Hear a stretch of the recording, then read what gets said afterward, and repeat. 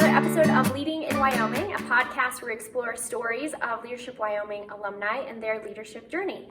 Today we have the good fortune of having Melissa Turley of Jackson, Wyoming with us. Hello, I'm glad to be here. Yes, and you are from the Leadership Wyoming class of 2009. 2009, the best class ever. All right, 10 years. Probably hard to believe, I bet.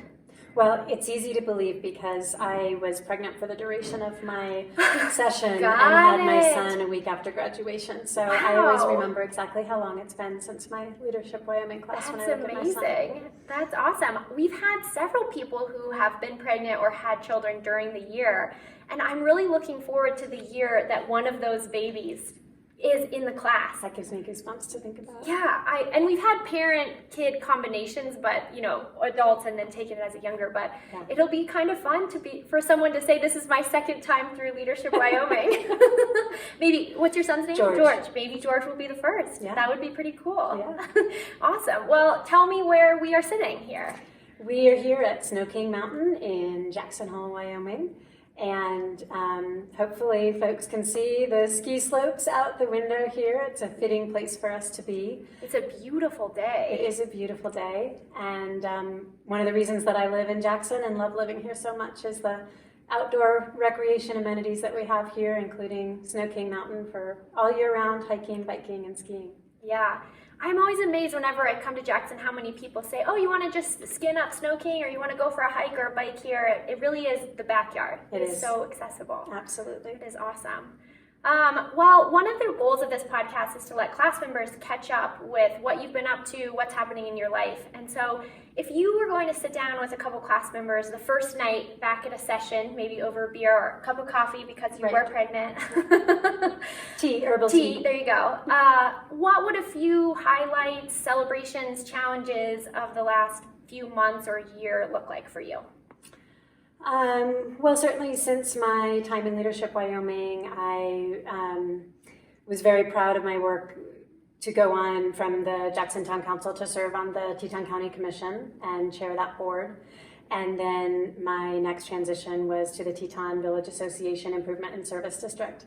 And it's been really rewarding to find a way to continue to do public work in the public sector, but transition to a job that is more focused on outdoor recreation and welcoming our guests to enjoy all of the outdoor amenities that we have. So as part of that work, I had the opportunity to participate on the Governor's Task Force on Outdoor Recreation, and found that to be incredibly rewarding to help our state focus on how we can market and also support the amazing outdoor recreation amenities that we have and all of those users. So that's something that I would love to share with my classmates. Yeah, fantastic. And another reason that sort of takes you around the state and sees what's happening in many communities as well as your own right here. It did make me think back to my Leadership Wyoming days as I was traveling around the state with the task force. Sure, but probably not as good of snacks, right? No, and the evenings were a little bit quieter. Yeah, sure. We won't dive into that too much. Well, so you have served on both town council and county commission, which I think is an interesting combination. And here in Jackson, it's particularly interesting because it's nearly the same amount of oversight or land space or footprint that's managed. Can you talk a little bit about what that looked like being on both sides and the advantages to that and maybe some of the disadvantages of the overlap here in Teton County in particular? Absolutely. We in Teton County have just the one incorporated municipality, which is the town of Jackson. So the two governmental entities work really closely together. They have a number of shared departments. They have monthly, at minimum once a month, sometimes more frequent, joint meetings. So working on the town council, I certainly had an opportunity to work with the county commission and continue a lot of the same work. Sure. But certainly the town, being a municipality, is focused on a lot of vibrancy and commercial activity and welcoming the visitors to our community. The county commission, with the larger land mass and the amount of land that is open space, there is a larger focus on conservation, certainly much more conversation about livability and the broader discussions around transportation and housing that are equally relevant across our community. And I know a lot of other communities in the Mountain West. Sure. Certainly our discussions around housing and transportation are different than some places in Wyoming, but we share facets as well. And those are just difficult challenges to solve, but they're also incredibly interesting and dynamic to be working on. So again, I appreciate the opportunity to continue to work in Teton Village on these transportation issues for our community, as well as we look to manage traffic and try to keep narrow roads and be respectful of the environment that we're in, mitigate our environmental footprint, and minimize wildlife vehicle collisions. Sure. And you mentioned dynamic and complex problems, and it seems like you've chosen career choices along the way that sort of put you in the line of fire of those types of decisions, and even led the charge on several related to alternative energy sources, pathways, transportation, many things. Where do you think that comes from? Is that a space that you like and crave, or do you sort of just find yourself in those positions time after time? Yeah. Well, I think, I know I'm a problem solver. Mm-hmm. And I grew up, my parents volunteered quite a bit of time. In fact, they spent several years volunteering full-time to end the Cold War in the 80s. And sorry, I still get choked up sometimes when I think of the example that they set for me, because as we all know, the Berlin Wall fell. And I'm not saying that my parents caused that, but I know that the work that they did played a role and had value. And that showed me that even when there is a problem that seems insurmountable, that there is something that each of us can do as an individual. Wow. And that's really what motivated me to run for public office. You know, I certainly didn't grow up saying, I want to be on the town council when I grow up. But I got to the point living here in Jackson, and for me, the big motivating issue was housing. Struggling to find housing myself, seeing my friends move away who weren't able to find a way to continue to live here. Yeah. And I saw elected officials who didn't understand that struggle firsthand. And so I started talking to my peers and colleagues to look for a candidate who could represent that concern in a real way, who had really lived it. And I had enough of those conversations with people that they finally said, well, if you're so passionate about it, why don't you do something? Yeah, so, bless Wyoming for that. If you look around a room long enough, eventually fingers will point back to you. Exactly. I heard in another interview you did that you moved to Jackson right before Y2K. And thankfully, the world didn't crash with the changeover of the century. But it just turned to be the year 2020, so 20 years later. And I imagine you've seen a lot of changes in Jackson, and perhaps a lot of changes in yourself too, in your own journey. What are a few of those pieces that you would see or notice, or maybe what would you go back and say to that version of yourself and this community 20 years ago? Well, I think on the one hand, of course, there are a lot of changes in the community, but on the other hand, I spoke earlier about the amount of open space here. So 97% of the land mass in Teton County is in public hands. And of the 3% that's in private hands, another large percentage is in permanent conservation easement. So in a lot of ways, that's steady. The major landscape of Teton County hasn't changed, which I think is really exciting. Yeah, sure. And I think the ways that we have changed, certainly traffic has grown. Housing gets to be less and less affordable. I look back at when I moved here, and even 20 years ago, it was a struggle to be able to afford housing. But some of the opportunities that I didn't feel like I could stretch to make work at that point in time, I wish I could turn back the clock and say, why didn't you buy that tiny little postage stamp condo, and stretch and scratch every penny you could to do that. But I also, of course, moving here as a 20-year-old, I didn't think I was going to stay. It was a fun place to be, a lot of good activities. And now, 20 years later, to be an engaged member of this community and really understand, not only in Jackson Hole, but across the state of Wyoming, that the amazing people who are in our community, the amount that people are giving back, whether it's to our community or across the state, is just phenomenal. The amount of passion that we have, that made my job as an elected official extremely challenging when people's passions didn't align with mine. But it's also just such a rewarding place to be, to be in a community of this size and a state of this size where people care so much and where we're all willing to step up and problem solve together. Yeah, that's really neat. We hear often from Leadership Wyoming alumni, I don't want to run for office. I don't want to deal with sort of the repercussions, the community ripple effects on my family. And it seems like you managed that, or you worked your way through that, or, you know, understood people's passion and found a way to move forward. What did you learn about yourself in that process, and what did you learn about other people in that process? Yeah. For myself, I learned how important it is to set boundaries. I am an introvert, and so I realized early on campaigning how exhausting it could be for me to have a lot of conversations with, you know, a lot of brief Rapid conversations. Fire. Yeah. Is really difficult for me. So that taught me that I needed to find my place to recharge, which for me, my favorite place to recharge is on my mountain bike on these trails right behind us. Yeah. But then I also learned that I wasn't ever going to make everyone happy, and campaigning was another good way to learn that, because I understood early on that running for town council didn't mean that you know, it wasn't a popularity contest. Yeah. I didn't need everyone in town to want me to represent them. Sure. I needed a majority of voters, you know, enough to elect me to want me to represent them. And I always maintained that that meant that those people that elected me they supported the values that I campaigned for, and that's what I needed to stay true to. So it was a good way to stay centered on what was really important and feel good. You know, I would check in on certain issues or votes, check in with myself or check in with, you know, my advisors or my constituents. Let me find the place where this really represents the reason that I was elected and what people expect me to do. And my memory is that you actually received the most votes when you were first elected. Is that right? Of any other candidates? Yes. And did you feel as you went back to talk to them that there was alignment there, or did it depend on the issue, or sort of how do you know, representing a body of people is difficult, and so how did you manage that space? Yeah. That is a really great question, because clearly you're not aligned with everyone all the time. So even people who voted for you. Exactly. Yeah. So an example popped to mind when you asked that question. One of my campaign committee members actually was someone who I wanted to have as part of my committee because he was different than me.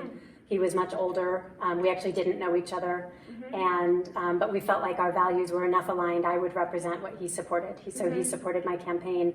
I get elected, and he decides that an issue that's really important to him is to ban smoking in public places in the town of Jackson. Okay. That was not an issue that I had ever considered. It was not a value that I had espoused as a candidate. Yeah. And the information that I had when it came time to vote, I didn't actually support that action. So, you know, it was a test to say, okay, just because he was on my committee and he gave me the support, am I going to support something that he's asking for that I don't actually feel like is the best decision for our community? And did your relationship, friendship, colleagueness move past that, sustain through that? It did. You know, again, we weren't friends necessarily, but he, you know, respected my decision and understood why I made it. Yeah. And I always felt like that was the most important part of being an elected official, because again, you're not going to agree with everyone all the time. You're certainly not going to please everyone all the time, but I always felt like if people understood why I took the vote I took, you know, why I supported the issue I supported, that then we could have mutual respect. It's something I love about Wyoming, that if you have a disagreement or just differing opinions from someone, you're going to see them at the grocery store, you're going to see them on the mountain. There is no just, well, I'm not going to deal with that anymore. And it can feel frustrating, and you can feel, you know, spotlighted, but you also think it forces people to get over things quickly. It does. Because you were in it together. We have to be good neighbors. Yeah, it's a small valley. Yeah. So perhaps maybe another question, Jackson area compared to Wyoming area, what do you think are some of the misconceptions that people across the state of Wyoming have about Jackson in particular? You can pick a couple. Yeah. None. Everyone is all understood. The first misconception is that Jackson Hole is somehow not part of Wyoming. So we absolutely are, and we're proud to be part of Wyoming. You know, I guess I always remember that whether it's Jackson Hole and the rest of Wyoming, or whether it's Wyoming and the rest of the country, or another country, we are all human underneath. And so, yes, Jackson Hole is more liberal than the rest of Wyoming. But that doesn't mean that we don't care any less about, you know, that we have fewer sportsmen, or that we don't share the same value for our freedom that people in other places of Wyoming have. And I think, participating in Leadership Wyoming was a great way for me to understand those other perspectives that are different from mine, and those other places, obviously, and how people's, trying to find that common place again where our values do line up, and trying to build on that while we respect our differences. Yeah. Was the county commission role a place that you saw that happen as well in working with county commissioners from across the state? Absolutely. Yeah. Yeah. I'll never forget going to my first Wyoming County Commissioner Association meeting and looking around the room. And, part of it is the fact that I was a woman in my 30s, and I was probably 30 years younger than the average county commissioner. And there aren't very many women commissioners either. No, I think at that time, so there were 2 women on our board, and there were maybe 4 other women commissioners around the state at the time. Yeah. So, and then at that first meeting, we started talking about our legislative priorities, and our legislative priorities for Teton County didn't always line up with commissioners from around the state, but then, sometimes they did. And so again, that was the value, was trying, okay, how do we find that common place, and we'll work for one another, and trying to come at it from that place of curiosity that I feel like I learned from Leadership Wyoming. Yeah. How do I understand, if that's not my perspective, if that's not my value, why does that matter to you? And, can we find a place where we can talk about it? Yeah, that's really fantastic. I think it's always easier to bring that perspective when you are in the majority and you're saying, well, let me understand what you think, minority, because you feel safe. But when you feel you're different from everyone in the room, you stand for different things, and your constituents want different solutions, that's a hard place to start from empathy. So kudos to you. Let's flip that question. What do you think is the biggest misconception that folks in Jackson may have about the rest of the state of Wyoming? I think a misconception might be that we don't all share the same value of open space and wildlife. When you look at land decisions that are made, land use decisions that are made in other parts of the state. And I feel like I know from my interactions around the state through various different activities that that's just not true. Again, that the place of value or the perspective might be coming from a different place. A sportsman might be coming at open space or wildlife resources from a different place than a recreationist, but at the end of the day, the values are actually the same. So we have a lot of alignment.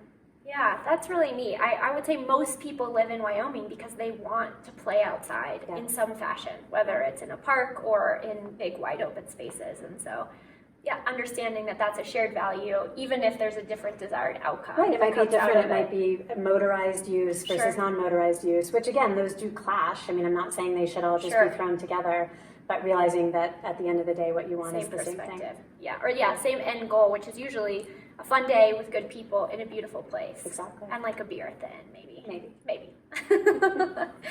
One of the things I've done in preparing for these interviews is to look back on your Leadership Wyoming application now 10 years ago. Most people have that reaction. You said a lot of wonderful things. It was very clear why you accepted to the program. One of the things you said that was a challenge for you as a leader was learning to delegate, or gaining momentum for a project and then involving everyone in the execution of it. How would you rate your progress in the last 10 years on that challenge? That's still something I'm challenged with. Sure. I hope I've made progress in the last 10 years. But yeah, I think, being in elected office and the work I was able to do, the reflection with Leadership Wyoming, having, again, in elected office, it was beneficial to have the resources of staff. I participated on, as you alluded to, a number of action groups, our energy efficiency action board, and so it was nice to have staff support that really then did enable more delegation. Yeah. But I also, I still, I think, fall victim perhaps to, having my vision and knowing how I want it to go, and trying too hard to do it all myself. Wow, I think it's a common challenge for ambitious and passionate people is, driving forward, and it's difficult to not only stop and let people come in on the vision, but then to allow them to sort of execute the work in different ways. Yeah. As my husband says, he'll really not like me saying this on camera, but he sometimes says, I just have a hard time believing anyone could do it better than I could. That's not my problem. That's not where I'm coming from at all. Someone said that. Right. I don't remember who. Sorry, honey. Well, what are some things you are looking forward to here in Jackson in the next year or so? Yeah. Well, we've got a lot of, again, exciting community-wide work going on around transportation. I am currently working with others to initiate a transportation coalition so that we can really see some meaningful progress to minimize, well, we always talk about we don't really necessarily talk about reducing traffic anymore. It's really just limiting traffic growth. So we're trying to keep our traffic levels to where they are by doing things like supporting more transit, supporting efficiencies for transit and prioritization on our road and highway system. I'm a big supporter of seeing managed parking in downtown Jackson to incentivize people to carpool and use transit. We know that that has been successful in Teton Village in the winter, and I'd love to see that have the same effect in the summer downtown. So, and we also are working, I'm part of YDOT's committee on the project that they are planning right now to replace the Snake River Bridge and the Wyoming 22-390 intersection. Yeah. So big projects. Those are big projects, and our community wants to have a voice in those. So I'm really feel honored that I was able to participate on YDOT's stakeholder committee, and hope that we're able to influence that project in a way that it helps to meet our community values. We've actually made a switch. You may or may not know this yet. We've made a switch for our upcoming Leadership Wyoming year, where we're coming to Jackson in August. Oh, wow. And we're going to Laramie in September. And both were with some intention to show them sort of in session, to have school in session at UW, and also to show what tourism in Jackson looks like in the summer for people who maybe haven't been here in 20, 30 years. What do you think will surprise people who maybe haven't been here for a while as we have our class experience here? Yeah. I mean, the traffic on Highway 22 is real in the summer, in the morning, but it impacts visitors in the afternoon more. I was talking the Council of State Governments West, so the legislative group will be meeting here in July, and I'm hoping to organize a field trip for them to come out to Teton Village, but we're talking about timing to make sure that they don't get stuck in traffic. And I think it's something that people who haven't been here for a long time, they hear us talk about traffic and they think, traffic is relative. But again, when you're used to, right now we could drive from here to Teton Village in 20 minutes. And if we tried to leave here at 5 p.m. on July 20th, it could take 2 hours. Wow. So it's, it is real. It's changing not only the way locals are living our lives, but it's changing the way that visitors their experience our valley as well. So.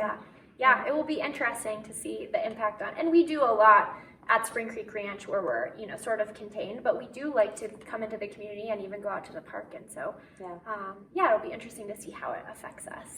Yeah. And I think sometimes we think it's not a Wyoming problem. We think like, oh, it's for the tourists, but it is a Wyoming challenge in that it's local citizens here and it's jobs and it's, it's an entire community working together trying to solve it. Yeah. And it is at a different magnitude than anywhere else in the state. And it's so seasonal. It is. Just there's a lot of compounding factors that make, there's not an easy way to solve it. And of course, as I said earlier, our community values narrow roads. Right. So we did make a decision as a community that we wanted to go to level of service D, which is the highway term, but to say we were willing to accept more traffic and to not have wider roads. But now, we really have to have that conversation. And now we're talking about Highway 22. If it is widened, which YDOT is proposing, can we make one of those lanes a managed travel lane so that it's just high occupancy vehicles, buses, shuttles, carpools? Yeah. But then come to find that Wyoming state statute doesn't even allow for enforcement of a managed lane. Oh, interesting. So, wow. It's never been done before. It's never been done before. Sure. And I think, you talk about kind of how is Jackson different. One thing that we're very cognizant of in Jackson Hole is that if we want to be successful statewide, we really have to get our partners early. And so we're trying to think where else in the state is dealing with a really serious time of day or seasonal traffic problem that would be interested in also trying to pursue statutory change to And allow. have you come up with any ideas? No. Yeah, nothing comes to mind for me immediately. There's like no left turns in Sheridan at 8 a.m. That's like all I can think of. Well, if you think of someone, let me know. Yeah. Shout out to the podcast. If anyone else knows of a managed lane need in Wyoming, let us know. Yeah, that's interesting. But I do think something that's neat is that sometimes Jackson can be this R&D for the rest of the state because you are facing challenges either sooner or in higher concentration or intensity. And a really positive example of that is a program you started called Momentum, which was created to help mentor women here in Jackson, and it's now being propagated throughout the state. I was just at a meeting in Sheridan a couple nights ago, and it came up that they were like, well, someone wants to come and present about this Momentum, and we're not sure exactly what it is, but it sounds really neat. And I was like, it's incredible. It's really made an impact in Jackson, and I know in Lander as well. Is it in any other communities? I think just Lander for now. Okay. Yeah, and we had done a pilot program in Du Bois several years ago. Yeah. But that had always been our goal, and that's part of why we initiated a mentoring program, because we wanted to make something that would be successful anywhere in Wyoming or across the country and be able to be tailored to that community. So I'm so excited to see it be spread across the continue state. to sort of happen. Well, and I sort of jumped into its propagation, but share a little bit about how it came to be or what you, the founders, specifically set out to accomplish as you were building it. Yeah. We were inspired by a local group, Donors Circle, and at the time we were young women. There were 5 of us that were the founders and didn't have a lot of financial resources to donate, but we did have a lot of time and talent to donate, and we wanted to do it in a way that was impactful and had a long-term payback to our greater community. So we talked about perhaps being service-oriented and that we could give service grants and go out and volunteer at Habitat for Humanity build sites, but we felt like, again, that those would be kind of one-time opportunities, and we wanted something that would have this longer-term, broader impact. And so when we all sat down and talked about what had been really meaningful in our lives and what we felt like had helped us take the next step, it was the opportunities that we'd had for mentorship. Sure. And we weren't aware of any similar program.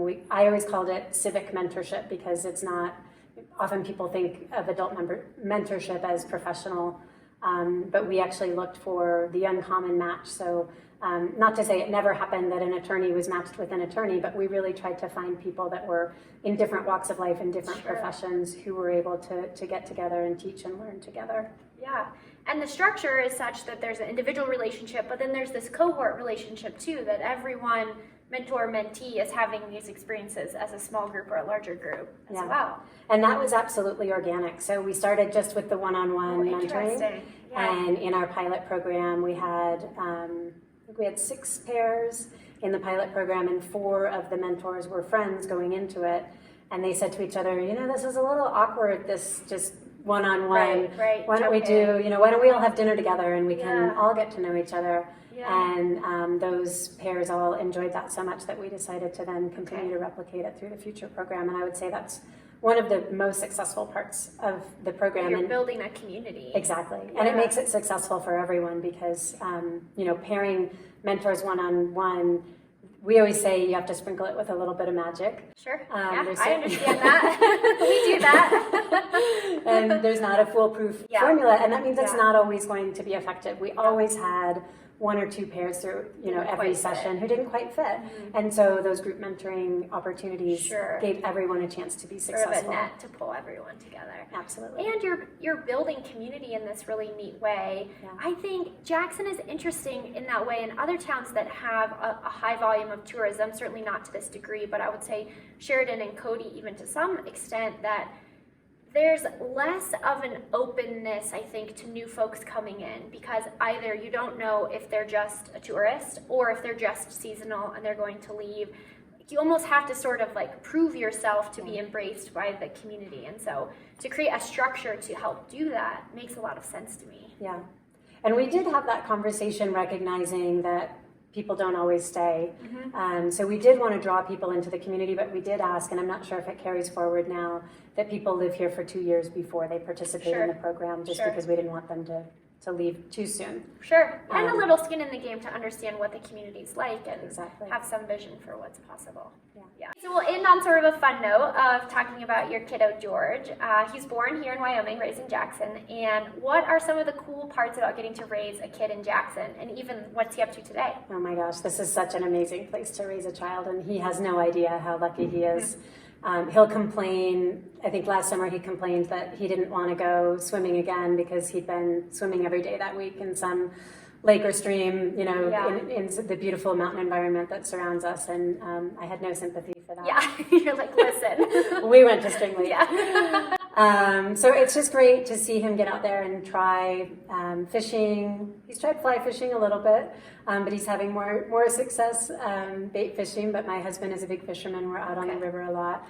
And mountain biking and skiing and snowboarding. He is a hockey player this year. He's decided to be the goalie. Wow. So he's Hockey's exclusively... a big deal in Jackson. Hockey is a big deal here. We have a great program. And so at age 10, he's traveling to 5 tournaments. Wow. This winter, the season is from October 1 to March 15. So it's a long season. Yeah, you're a hockey mom. I'm a hockey mom. But, you know, it makes him so happy, and it's a great community of friends for him and for us. A lot of great parents, too. So super fun. And then also really feel fortunate that George was selected to be a member of our dual language immersion program here.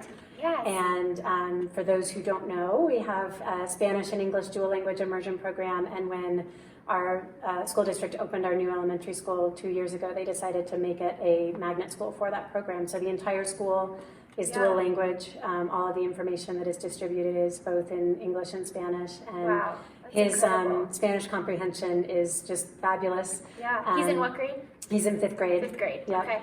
And he's brave enough to speak. I speak some Spanish, and so it's kind of 50-50 if I ask him something in Spanish, whether he responds in English or Spanish, but he understands me every time. And he's reading and writing in both languages. And he also, I feel really rewarded as well by the relationships that he has and the friendships, the cross-cultural friendships that he has that I don't know that we always see in our local elementary schools. So. Sure, and in Wyoming in general, I think there's not a lot of cultural diversity in that. And to learn the language of somebody and to be able to communicate in their native language is really fantastic. Yeah. And I think it'll be interesting to see. I think Casper has that program in both Spanish and in Mandarin. Okay. And then there's one here, and I think those might be the only ones around the state. I wasn't sure if there was one in Cheyenne. I don't know. I don't know. Don't know of one either, but it'll be interesting as those kids graduate and then move on to either the University of Wyoming or just where they end up in life of what those skills, you know, it's a sort of a long investment or long return on investment to see what the advantages are. But every parent I've ever talked to has said just watching their kid's brain work in 2 languages, and you know they just feel so lucky to have access to that. So it's a great program. That's very cool. How about you? Any big goals or ambitions or things you're hoping to set out for in the next few years? And my big goal I have to focus on now is my ACL surgery next week. I've got a little smaller time frame. I'm just looking forward to getting through that and a healthy recovery before I can launch into my next big goal. Oh, it's not all fun and games sometimes. Well, best of luck healing, and thank you so much for being with us today. Thank you very much. The Leading Wyoming podcast is possible thanks to the generous support of the Wyoming Dragisevich Foundation and the Wyoming Community Foundation.